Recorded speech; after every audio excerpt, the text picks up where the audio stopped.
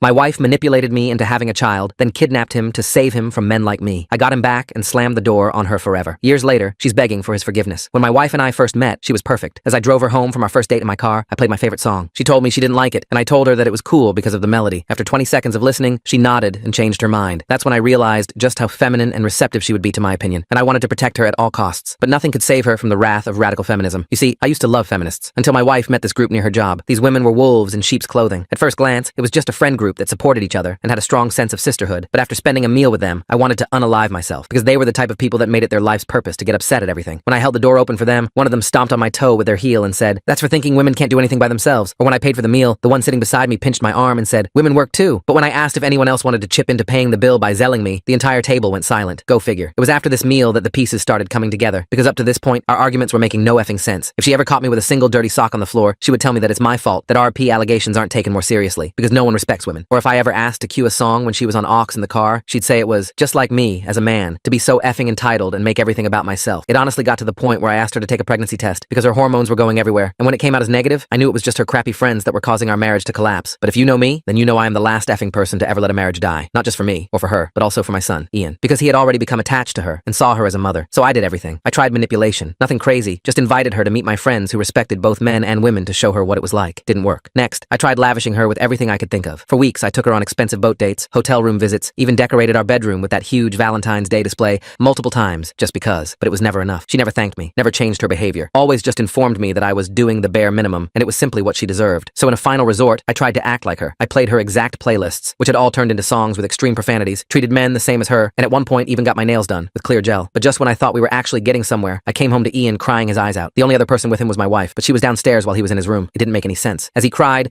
I held him and did the breathing exercises we always did together whenever he got overstimulated. When he finally calmed down, he took off all his clothes. What I saw next made me almost vomit. All over his tiny arms, legs, and chest were injuries, one that could have only been done by an adult. I didn't say anything, just reclothed him and drove him to my sister's place for the night. When I got back, I screamed at my wife for the first time ever. "Was that you?" She looked at me and rolled her eyes. "Oh, here we go. Man screams at woman because of his fragile ego. Did you lay a single hand on Ian?" She looked shocked that I had spoken back. "You should be thanking me. I'm making sure he doesn't turn out to be a shitty man like the rest of this population." I stopped listening after that. If she wasn't a woman, I would have wailed on her until red splattered against the walls. Instead, I took a deep breath. "We're effing done," I said, before walking out and driving to my sister's place. I figured that after the divorce process ended, I'd never have to deal with her again. But I was wrong, because a few weeks later, her and her feminist circle broke into my sister's home while I was at work. I called the police as soon as the home security detected movement, but they were too late. Ian was gone. My hands shook as I gripped the steering wheel, racing back to my sister's house. The police were already there, their cruisers parked haphazardly in the driveway. An officer approached me as I stumbled out of my car. I explained everything as calmly as I could manage. How my ex-wife had hurt Ian, how I'd taken him to my sister's for safety, how the security cameras had caught movement before they disappeared. The officer took notes, his face growing more serious with each detail. Inside, my sister was a wreck. She kept apologizing, saying she'd only stepped out for groceries. The back door had been jimmied open, the lock completely destroyed. Ian's few belongings were scattered across the guest room floor. The detective assigned to the case asked me detailed questions about my ex-wife's recent behavior. I told him about her feminist friends, about the escalating hostility, about finding Ian covered in injuries. He nodded, writing everything down. They put out an Amber Alert immediately. Ian's school photo flashed across every phone in the state. 5 years old, brown hair, hazel eyes, last seen wearing his favorite dinosaur shirt. My chest tightened, seeing his smiling face on the screen. I spent the next hours at the police station, providing every detail I could think of. Names of her friends, places they frequented, her work address, family members she might contact. The detective assured me they were doing everything possible. When I finally left the station, exhaustion hit me like a truck, but I couldn't rest. I drove to my ex-wife's workplace, hoping someone might know something. The receptionist recognized me, and her face immediately hardened. She told me my ex-wife had taken sudden leave 2 days ago. No explanation, just said she had personal matters to attend to. When I asked about her friends, the receptionist's expression grew even colder. She said those women often came by during lunch breaks. I tried calling my ex-wife's phone, straight to voicemail. Her parents hadn't heard from her in weeks. Her sister hung up on me the moment she heard my voice. Every lead felt like a dead end. Back at my sister's house, I sat in Ian's temporary room, staring at his scattered toys. The breathing exercises we'd practiced together echoed in my mind. He'd need those now more than ever. My phone buzzed. The detective. They'd tracked her car to an ATM withdrawal 3 towns over, but the trail went cold after that. Security footage showed her alone, wearing sunglasses and a baseball cap. No sign of Ian or her friends. I couldn't just sit and wait. I opened social media, searching through her friends' profiles. Most were locked down tight, but one had recently posted photos from what looked like a cabin retreat. Mountains in the background. A distinctive red barn visible in one shot. I screenshot everything and sent it to the detective. He said they'd look into it, but warned me not to take matters into my own hands. The last thing Ian needed was for me to get arrested trying to find him. Sleep was impossible that night. Every time I closed my eyes, I saw Ian's injuries. Heard him crying alone in that room while she sat downstairs, probably texting her toxic friends about teaching him not to grow up entitled. The next morning brought frustration. The detective called to say they'd identified the cabin from the photos, but it was empty when they arrived. Fresh tire tracks suggested someone had left recently. They were checking traffic cameras in the area. I decided to visit some places my ex-wife used to frequent. The organic grocery store where she'd first met those women, the yoga studio they attended together, the coffee shop where they held their weekend meetups. At the coffee shop,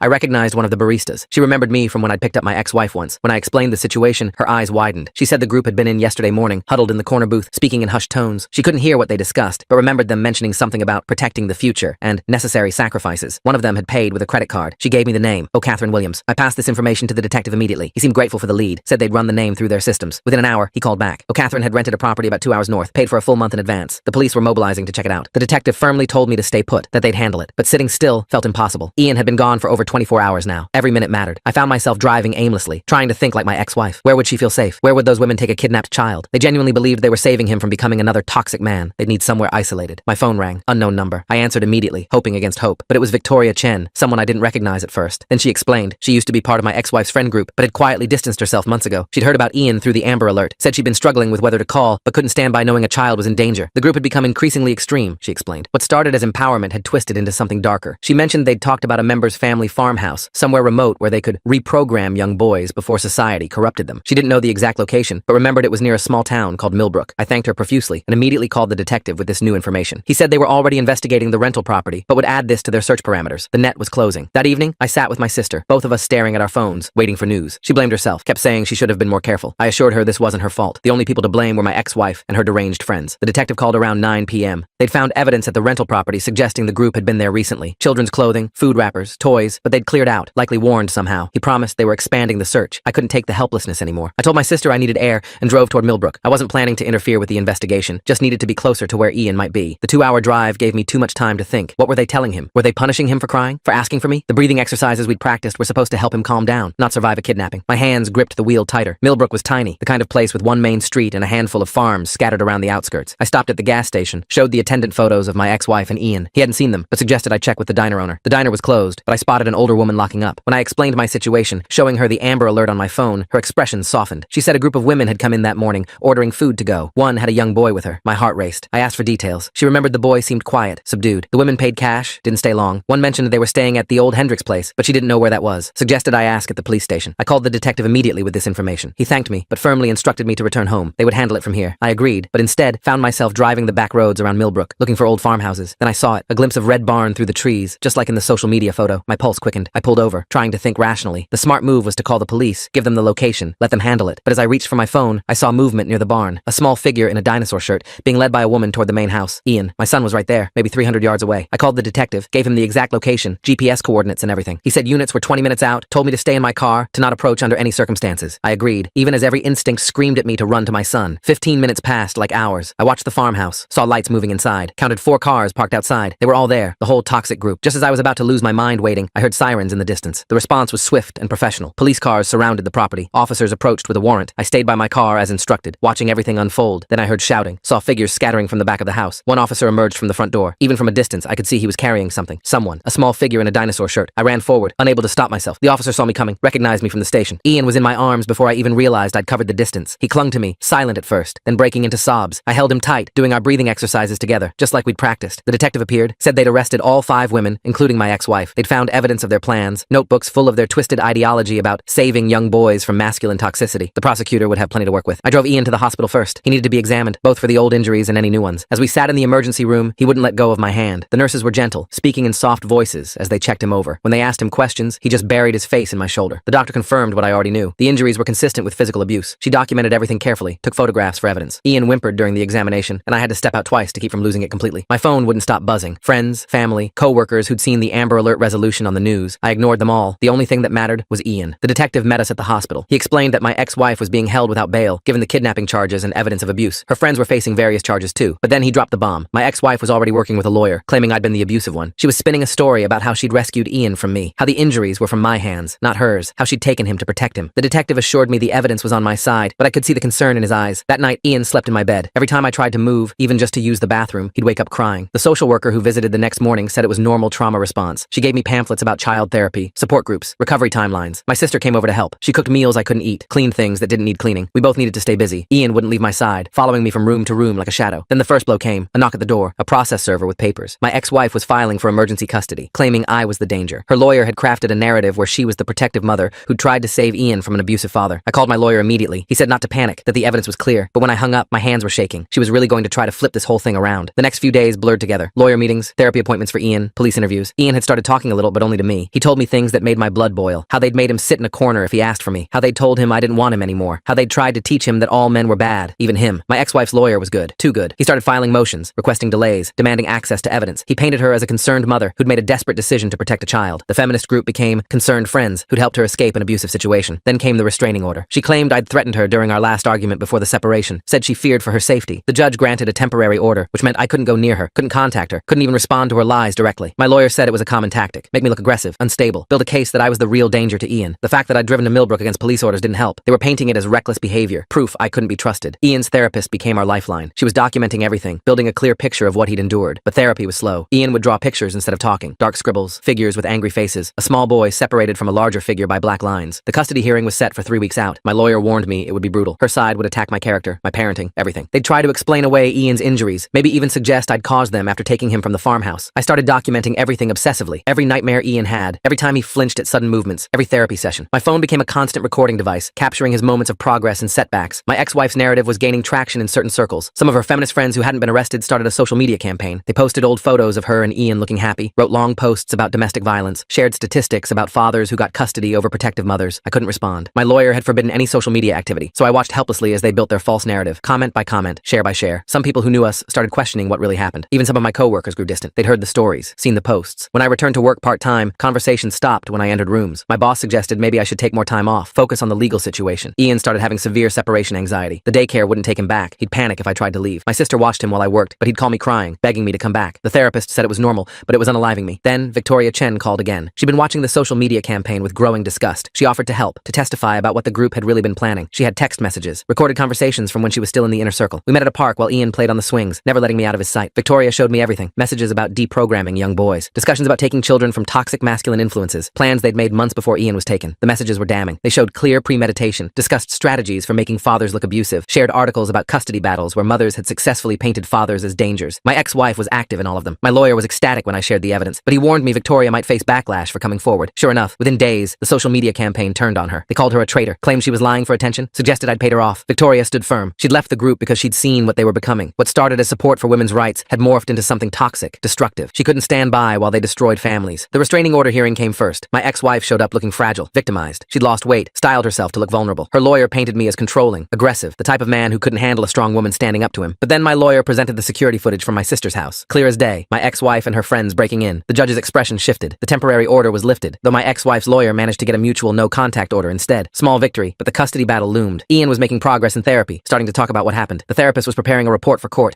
but warned me that these cases could go either way. Family court was unpredictable. My ex-wife's campaign intensified. She did interviews with sympathetic bloggers, appeared on podcasts about women's rights, always careful with her words, never quite lying, but twisting truth until it was unrecognizable. She was becoming a cause célèbre in certain circles. I focused on Ian. Every day was about his recovery, his healing. We developed new routines, new rituals, bedtime stories that went on for hours because he was afraid to sleep, meals together where he'd only eat if I ate first, proving the food was safe. The detective called with updates. They'd found more evidence at the farmhouse, plans for other children, other families they'd been watching. The prosecutor was building a strong criminal case, but that was separate from custody. Criminal conviction didn't automatically mean loss of parental rights. My lawyer hired a private investigator. We needed to show the judge who my ex-wife really was, not the victim she was pretending to be. The investigator found interesting things, financial records showing large transfers to her friends, meetings at hotels paid for with cash, a paper trail of deception. But she had investigators too. They dug into my past, interviewed ex-girlfriends, former coworkers, looking for any sign of aggression, control, toxic masculinity. They found a bar fight from college, spun it as evidence of violent tendencies. Ian's 6th birthday approached. He didn't want a party, just wanted to stay home with me. We made a cake together, his small hands helping mix the batter. When it came time for wishes, he whispered so quietly, I almost missed it. I wish the bad ladies never come back. The criminal trial was set to begin before the custody hearing. My lawyer said this was good. Criminal conviction would help our case. But my ex-wife's lawyer was fighting for separate trials, trying to delay, complicate, confuse. More witnesses came forward. Parents from Ian's school who'd noticed changes in him after my ex-wife's behavior shifted. Neighbors who'd heard her yelling at him for acting too much like a boy. Each testimony was a small victory, but the fight was exhausting. My ex-wife requested supervised visitation while the custody case was pending. Her lawyer argued she had a right to see her son, that denying access was parental alienation. The thought of Ian having to see her again made me sick. The therapist testified that forced visitation would be traumatic for Ian at this stage. The judge agreed to postpone the decision until after more therapy progress. Another small victory, but my ex-wife's lawyer spun it as me turning Ian against his mother. The social media war escalated. Hashtags appeared. Hashtag justice for mothers. Hashtag believe protective moms. My name was dragged through the mud by people who'd never met me. Ian's trauma became fodder for their agenda. I had to change Ian's daycare plans 3 times. Word would get out where we were enrolled, and protesters would show up. Not many, but enough to scare the administrators. They'd hold signs about fathers' rights being used to abuse mothers, about children being forced into dangerous situations. My sister received threats, vague ones, but enough to make her install new security systems. She never complained, but I could see the strain. My family was being punished for protecting Ian. Then came a breakthrough. One of the arrested women,